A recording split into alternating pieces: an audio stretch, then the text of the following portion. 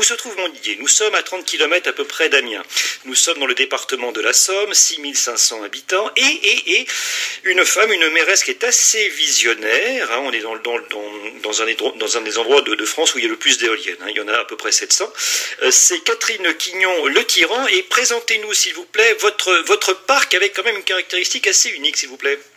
Eh bien, ce parc est le seul public de France, c'est-à-dire que les éoliennes appartiennent à la ville de Montdidier et que lorsque le vent tourne sur sa commune, les bénéfices engendrés par la production d'électricité reviennent directement soit aux habitants de la commune, soit à la régie d'électricité, soit à la ville. Vous avez un très beau slogan, vous dites le vent qui souffle en Picardie doit revenir au Picard. C'est ce qui vous a vraiment dirigé. Alors dites-nous, en fait, comment ça se passe? Vous produisez combien? Et en fait, ce sont les habitants qui consomment cette électricité?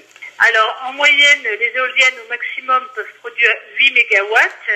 Sur la commune, sur l'année, cela couvre 53% de nos besoins. Mais nous avons des périodes de pointe. Là, il y a 10 jours, lorsque nous avons eu la première vague de froid, les éoliennes produisaient 6 mégawatts et demi. Et nous avions besoin pour toute la ville de 7 mégawatts et demi. Donc, il ne nous manquait qu'un seul mégawatt.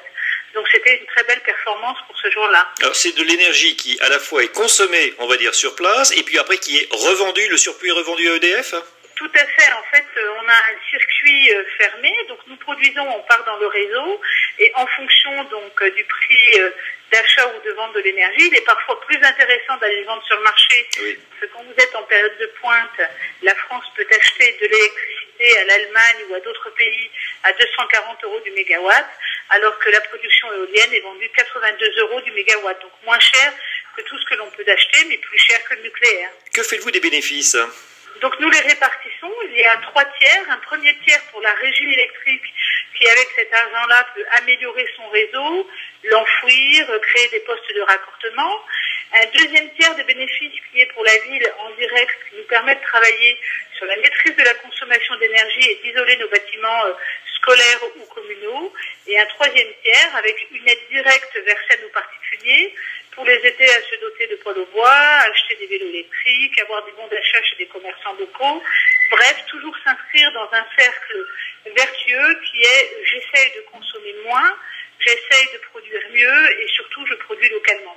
Ce que vous vous êtes dit, c'est que ce qui s'est passé pour l'eau, pour certaines métropoles et communes, d'avoir une régie publique, vous avez eu envie de le faire, vous aussi, en régie publique, pour votre électricité. Tout à fait, je l'ai fait pour l'électricité, je l'ai fait aussi pour l'eau et ça a porté ses fruits puisque c'est très intéressant en matière de coûts et d'amélioration de la qualité de service, mais je l'ai fait aussi pour une cantine municipale et pour un cinéma qui est un cinéma public, par exemple. Moi, l'objectif, c'est 2015 être autonome, donc avec 4 éoliennes, un peu de panneaux photovoltaïques sur des bâtiments scolaires ou au sol et un peu de chaufferie bois. Nous n'arrivons pas encore à cette autonomie. Il nous faudrait 4 éoliennes supplémentaires. Et j'espère en 2020 devenir positif, c'est-à-dire produire plus que ce que nous consommons pour permettre à d'autres territoires comme la Bretagne, etc., de bénéficier peut-être d'un peu de production électrique. Catherine Quignon, comme vous êtes une femme donc assez visionnaire et que vous avez anticipé aussi donc la hausse de l'énergie, même si l'on parle principalement de l'électricité, qu'est-ce qui vous a poussé? Pourquoi vous avez fait ça? Parce que c'est quand même une prise de risque aussi financière. Quel a été le moteur principal chez vous? Alors, à l'époque, j'étais à la tête, donc présidente d'une régie d'électricité, et je me disais que si nous ne diversifions pas nos sources de production, très vite, la dépendance au nucléaire aurait un tel coût qu'il nécessiterait une augmentation pour nos administrés. Et je trouvais qu'il fallait essayer de se décrocher le plus tôt possible pour les préserver, ça leur rend du pouvoir d'achat. Et puis, il y a aussi un aspect environnemental. Je considère qu'on devrait tous en France faire le bilan de nos atouts. Moi, j'ai du vent, donc ce sont des éoliennes. D'autres ont des lacs, ça peut être de l'hydroélectricité. D'autres peuvent faire de la géothermie.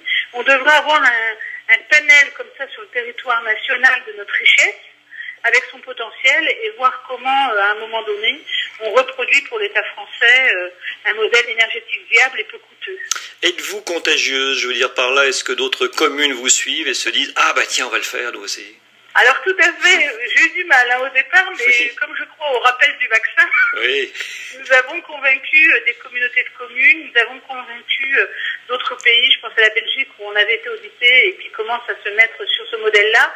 Donc nous avons convaincu finalement parfois qu'il était utile de reprendre la main et ainsi à Issoudun il y a un parc qui est fait avec une communauté de communes. Là sur la Somme, la communauté de communes de Flixecourt est en train de se dire que ce serait peut-être bien d'acheter quelques éoliennes même si elles ne peuvent pas acheter un parc entier. Mais en tout cas, je suis très heureuse parce que je pense que maintenant les gens ont compris qu'il y avait un réel enjeu pour tous pour demain. Quelle a été la réaction d'EDF quand ils ont vu votre projet ? Au départ, ça les a fait rigoler. Maintenant, ils nous prennent au sérieux. Voilà, donc cette femme qui est maire de Montdidier, donc nous sommes dans le département de la Somme, hein, Catherine Quignon-Le Tyran.